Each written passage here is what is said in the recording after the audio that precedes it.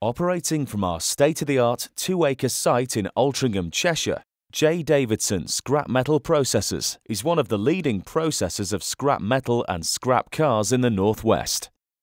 We pride ourselves in operating one of the most advanced scrap metal processing centres, not only because of our new purpose-built site, but also because of the excellent standard of service we provide to our customers.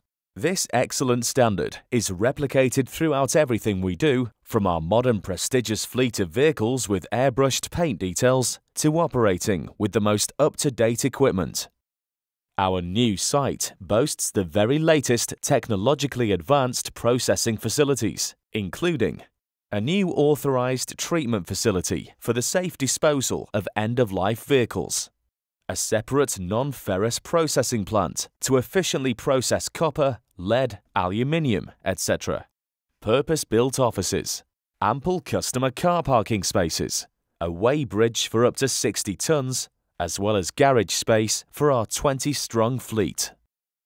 Our main processing plant operates with a new Lefort 1,000-ton shear, currently the only one of its type in the UK, a new hydraulic shear attachment, 2 material handling machines, and extensive new plant equipment.